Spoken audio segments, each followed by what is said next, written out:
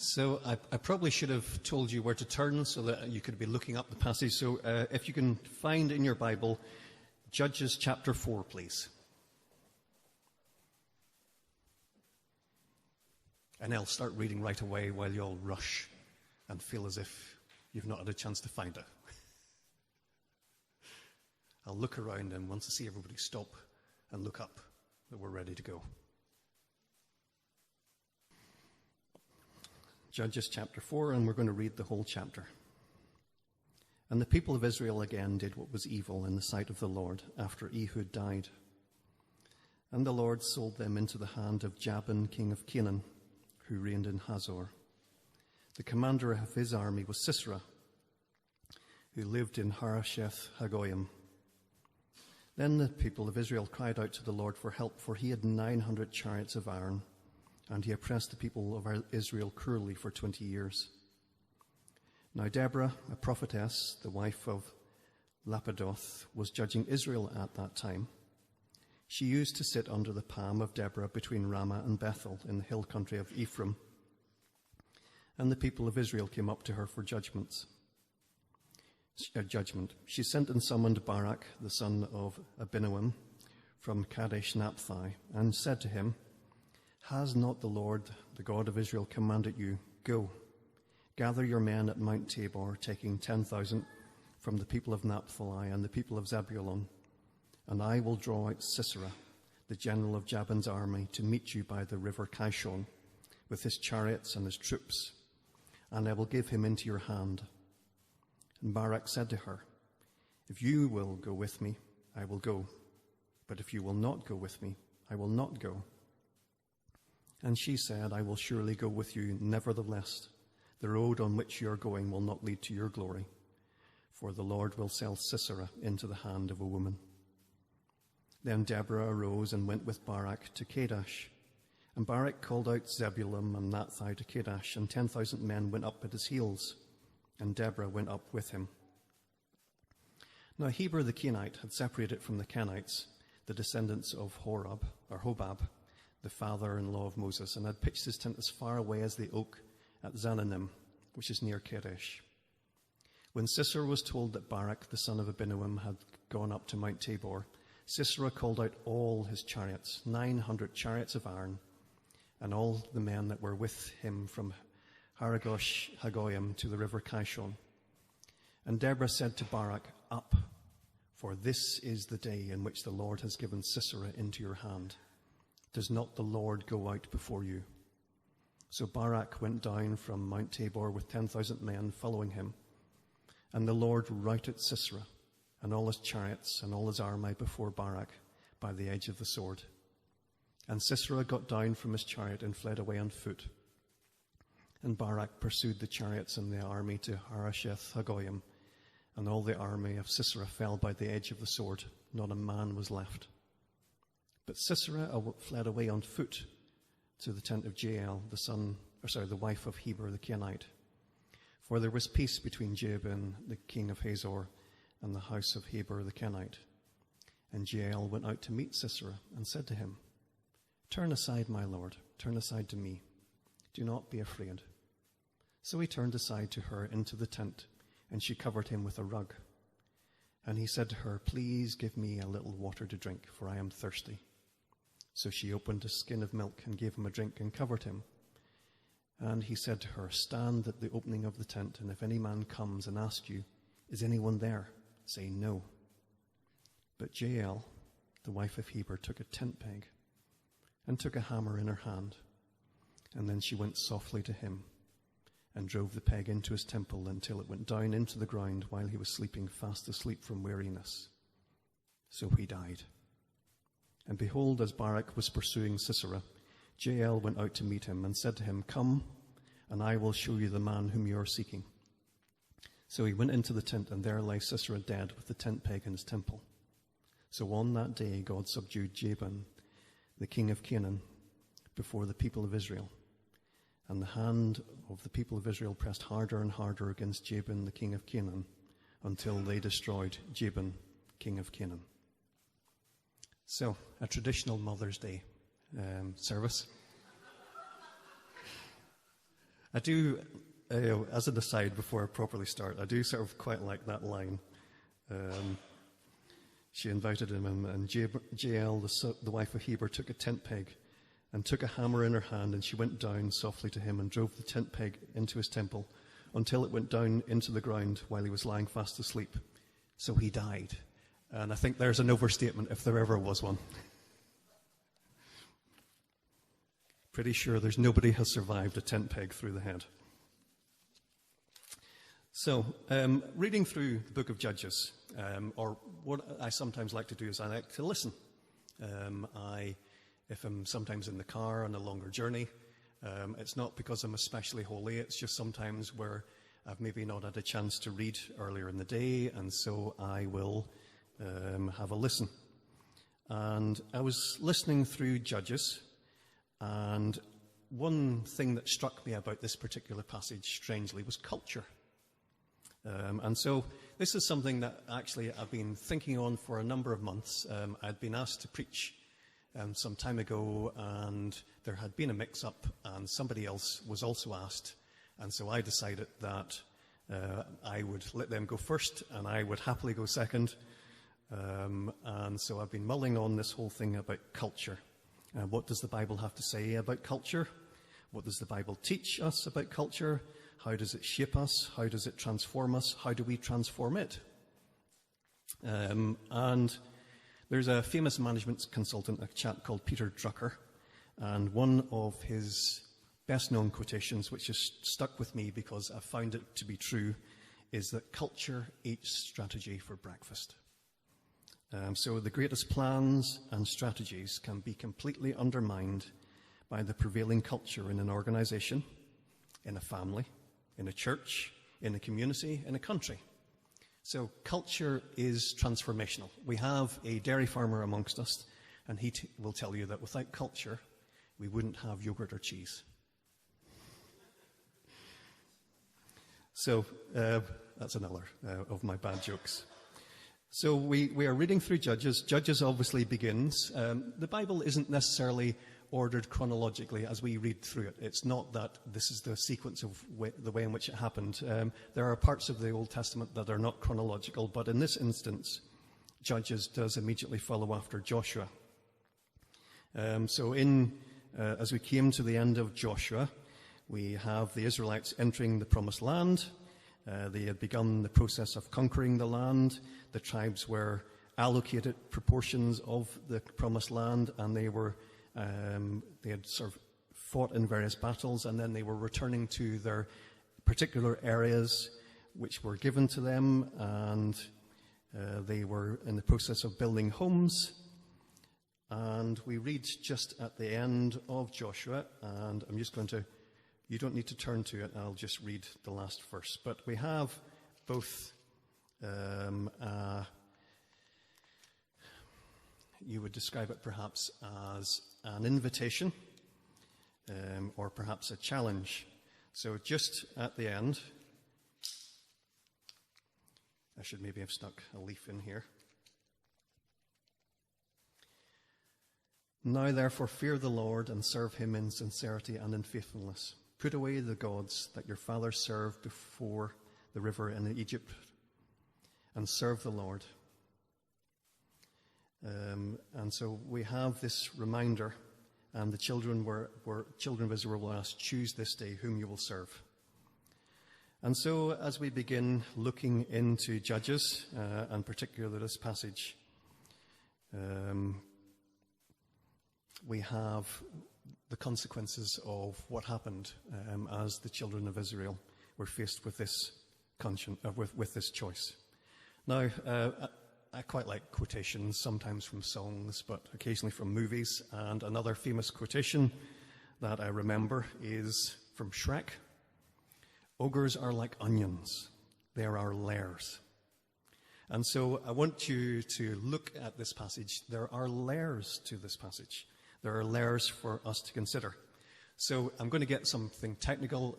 If we were playing church bingo, there would be a lot of words here that you would be ticking off in your list.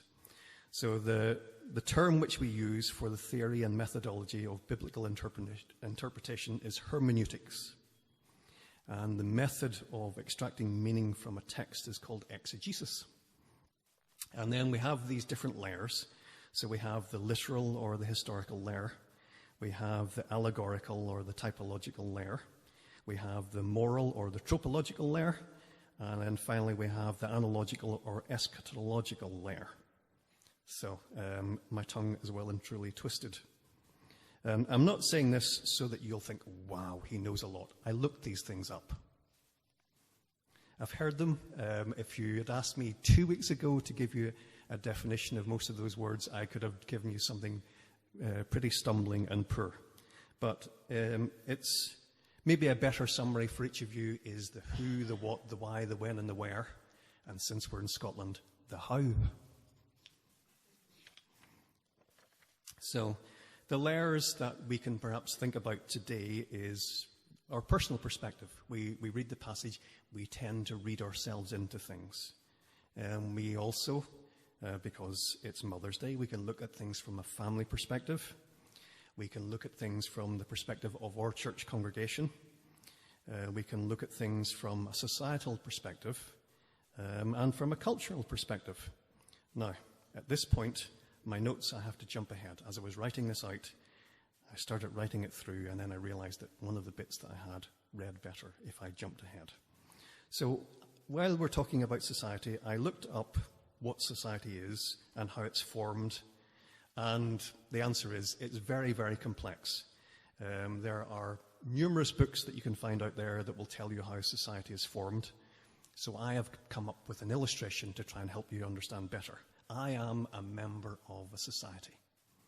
It is an exclusive society. It excludes certain people. It has rules and regulations and standards of behavior which have authority over me. It connects me to other society members, and we have shared values. I give my money and my support to this society, and I try to advance it. The society has a language and a terminology and shared patterns of behavior, and there are power structures within this society and hierarchies. And this society is Kirkcudbright Basketball Club. But it could equally be Galloway Christian Centre. We are all members of societies. And within these, there is then a culture prevailing. So, turning back to our passage, Judges as a book shows us a declining society and a culture, and shows us some of the causes and the consequences of that decline. And so in Judges we have a commentary, a social commentary, that's remarkably similar to the world in which we live today. We have a church and a society with a great heritage. We have a church and a society where historical biblical truth produced blessing and freedom. We have a church and a society which didn't practice personal holiness. We have a church and a society which tolerated sin and didn't seek to eradicate it. There's a famous quotation by John Owen, another quotation for you: "Be killing sin, or it will be killing you."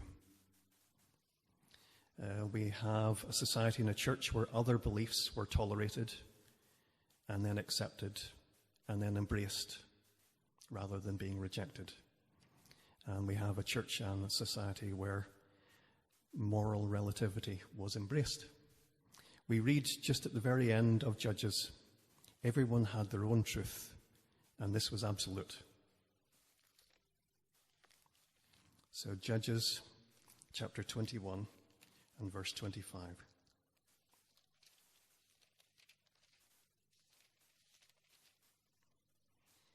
In those days, there was no king in Israel. Everyone did what was right in his own eyes. So, remarkably similar to the world in which we live in today and the society which we're currently in. It's maybe not identical, but it certainly is a reminder to us of that verse in Ecclesiastes where there is nothing new under the sun. So, as we consider, we get some guidance on our responsibilities within our society. Some of the things we see are the results of culture. Some of them are the causes. Some of them are failures. Some of them are descriptions. Some of them are prescriptive guidance. And so we need to look at in more detail, because in this we have hope. We can see a society and a culture that was transformed. And it gives me hope for today. Because we could look at the world and you turn on your news and it feels as if there's just a downward spiral. And yet in this passage we have hope. In a culture and society similar to our own, there's still a message of hope within the Bible. So the evil that we read about the Israelites in chapter 4 and at the very first verse, and the people of Israel again did what was evil in the sight of the Lord. So what the evil was that the Israelites committed, which we see again, they began to follow the gods of the Canaanites. And then as we get towards the end of Judges, we discover that actually they began to follow the gods of all the nations, of Syria and other places. But in this instance, they followed the God of the Israelites, and those gods that we know about were Baal and Asherah. So Baal was a storm and a fertility god, and his followers believed that Baal could control the weather. And we discover that it was a religion where the followers practiced sexual immorality, where they practiced child sacrifice. And then Asherah was a female god, a nature god. It was a mother god, with Baal being a father god and Baal being considered to be a god above all gods. But this Asherah, a mother god of nature and fertility, again characterized by sexual immorality. So some of the points we consider here in the passage, some characters to contrast with each other. But in here we have a culture that's characterized in certain ways. We have a culture that is changed. And then we're not going to read it, but later on, if you have the time, you will see the cultural consequences of people following after these false gods. But in terms of the culture characterized, we read about a number of different characters, and we can contrast them with each other. We had Deborah and Barak. We had Sisera. We had Jael. But when we consider, since it's Mother's Day, this is not a bash at the men, but just a reminder and encouragement to the women. So we have a faithful woman in Deborah, and we have that contrasted with a failure of a man in authority like Barak. His lack of faith was contrasted with her faith in God, despite what we might consider to be overwhelming odds. We also see that the culture that was characterized was one of unbelief and fear. He was scared of Sisera, scared of his chariots, scared of what would happen. And we also see that there was sinfulness and there was selfishness. But then we see that there was a change in the culture. And, you know, it's quite a remarkably simple change, because we see that there was faithfulness in Deborah, which encouraged faithfulness in Barak. There was obedience in Deborah, which led to obedience in Barak and Jael. And then we see there was action. So, you know, faith and obedience are great, but there needs to be action. There needs to be things happening. It's not sufficient that we say, well, I'm going to be faithful and obedient to the end. If you don't ever do anything, nothing will ever change. And we see that we have two contrasting characters again. We have Barak, who's at the head of society, and then just an ordinary mother I say mother. We don't actually know if Jael was a mother. She was a wife. I'm going to make the broad assumption that as it's Mother's Day, I'm going to possibly make her a mother. But we see that a change at the top of society, as some people might see it, and we also see a change, just some people might say, at the bottom of society, in the day-to-day ordinary home. So we have different spheres of responsibility. I am a father, I am a husband, I'm an employer, but, you know, that's probably about the limit of my authority. And sometimes when it comes to my boys, I think that's beyond the limit of my authority. But, you know, we're not all people in leadership. And sadly, I think today we're made to feel responsible for a lot of things that aren't really our responsibility, that we have no authority over. There is little point in you attempting to change things when people do not accept your authority. So just bear in mind what the limits of your authority are. And we see in Barak and in Jael people who had spheres of authority and they operated within those. But one irony I would like us maybe to consider as well is that we have the people of, so here we have Jabin, king of Canaan, and his army, and then we have Sisera. And so they put their trust in Baal, the storm god. We're going to read later on. I'm going to close off by reading chapter 5, which is a song or a poem, which is great. But we discover that the god in which they put their trust was beaten by a storm. It's ironic. The tanks or the chariots, because that's really what chariots were. They were the historic equivalent of tanks. The things that they put their trust in got stuck in the mud. The symbols of their strength became absolutely useless. And the God that they worshipped was defeated by the very thing that they worshipped him for.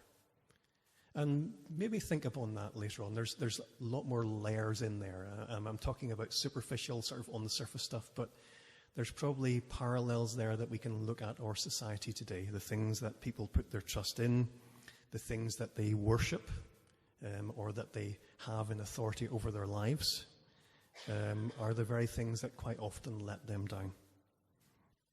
And then we have another contrast. We have Jael, who invited Sisera into her home. And it's maybe stretching things quite a bit, but culture was changed in Jael's home, not by hostility, but by hospitality. Again, there are layers in there. Jael quite literally struck a blow to change the prevailing culture in her own home. It's not something that she had to go anywhere else to do. And so there, as parents, we have areas of authority, areas of responsibility. We can change and we can set a culture within our own home. And we look at this passage and we see a society transformed by culture being changed in the home and culture being changed by leadership.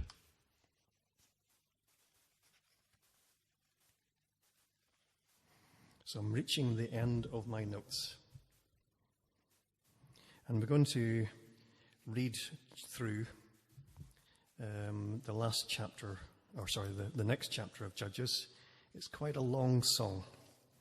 But just listen, please, because there are some further keys to help us understand culture and also some further warnings. Then the leaders took the lead in Israel, that the people offered themselves willingly. Bless the Lord. Hear, O kings, give ear, O princes, to the Lord I will sing. I will make melody to the Lord, the God of Israel. Lord, when you went out from Seir, when you marched from the region of Edom, the earth trembled and the heavens dropped. Yes, the heavens dropped water. The mountains quaked before the Lord, even Sinai before the Lord, the God of Israel. So here we have the reminder that it was the weather that made the ground a bog and defeated the chariots of Sisera. In the days of Shamgar, son of Anath, in the days of Jael. So true to the passage, the person who got the praise here was not the man who led the army, but the woman who was faithful. The highways were abandoned and travelers kept to the byways. The villages ceased in Israel. They ceased to be until I arose. I, Deborah, arose as a mother in Israel. When new gods were chosen, then war was in the gates. That, to me, was probably one of the most sobering parts of the passage. When new gods were chosen, then war was in the gates. That will be what will happen if we do not seek to change the culture in the areas in which we have influence. Was shield or spear to be seen among 40,000 in Israel? My heart goes out to the commanders of Israel who offered themselves willingly among the people. Bless the Lord. Tell of it, you who rode on white donkeys, you who sit on rich carpets, and you who walk by the way. To the sound of musicians at the watering places, there they repeat the righteous triumphs of the Lord, the righteous triumphs of his villagers in Israel. Then down to the gates marched the people of the Lord. Awake, awake, Deborah. Awake, awake, break out in a song. Arise, Barak, lead away your captives, O son of Abinoam. Then marched down the remnant of the noble. The people of the Lord marched down for me against the mighty. From Ephraim, their route, they marched down into the valley. Following you, Benjamin, with your kinsmen. From Machar marched down the commanders, and from Zebulun those who bear the lieutenant's staff. The princes of Issachar came with Deborah and Issachar, faithful to Barak. Into the valley they rushed at his heels. Among the clans of Zebulun there were great searchings of heart. Why did you sit still among the sheepfolds to hear the whistling for the flocks? Amongst the clans of Reuben there were great searchings of heart. Gibeah stayed beyond the Jordan, and Dan, why did he stay with his ships? Asher sat still at the coast of the sea, staying by his landing. Zebulun is a people who risked their lives to the death. Naphtali too, on the height of the fields. The kings came, they fought. They fought the kings of Canaan. At Tanach, by the waters of Megiddo, they got no spoil of silver. From heaven the stars fought from their courses. They fought against Sisera. This is not a battle you fight on your own. In your family, in your home, in our church, in our communities, our battle is not something that we're left on our own to deal with. From heaven the stars fought. This is a heavenly battle as well. The torrent Kishon swept them away. The ancient torrent, the torrent Kishon, march on my soul with might. Then loud beat the horse's hoofs with the galloping of his steeds. Curse Meroz, says the angel of the Lord. Curse its inhabitants thoroughly, because they did not come to the help of the Lord, to the help of the Lord against the mighty. Most blessed of woman be Jael, the wife of Heber the Kenite. Of tent-dwelling woman most blessed, he asked for water, and she gave him milk. She brought him curds in a noble's bowl. She sent her hand to the tent peg, and her right hand to the workman's mallet. She struck Sisera, she crushed his head, she shattered and pierced his temple. Between her feet he sank, he fell, he lay still. Between her feet he sank, he fell. Where he sank, there he fell dead. We're finishing off the passage with another mother to consider, another character to contrast. We have Deborah, we have Jael, who sought to be the change in the culture. But out of the window she peered, the mother of Sisera, wailing through the lattice. Why is his chariot so long in coming? Why tarry the hoofbeats of his chariots? A mother in mourning for her son. And then we have two other mothers who sought to change the culture in their society and in their home. So let's encourage our mothers today that if it wasn't for Deborah encouraging, then perhaps what happened Barak perhaps would have laid back. He had to be called and had to be reminded and had to be encouraged. And then we have Jael, who sought to establish a culture within her own home. So it's Mother's Day. I appreciate that it's a bit of a tortuous link at the end there. But this was a passage that came to me quite some time ago. And it's fortuitous that it's fallen on Mother's Day, because we have a number of women here to consider and the influence that they had in their homes and amongst the men, where they were persuading them to stand up. And this is not a pop at the men, but a reminder to us that our ladies support us and they encourage us to action. So let us all take action today. So we're going to, at this point, I'm going to close in prayer, and then our young people are going to come back and we're going to do something for our mothers. So let's close our head in prayer, and then I'm going to ask someone to nip round and see if the children could come back and join me at the front, please.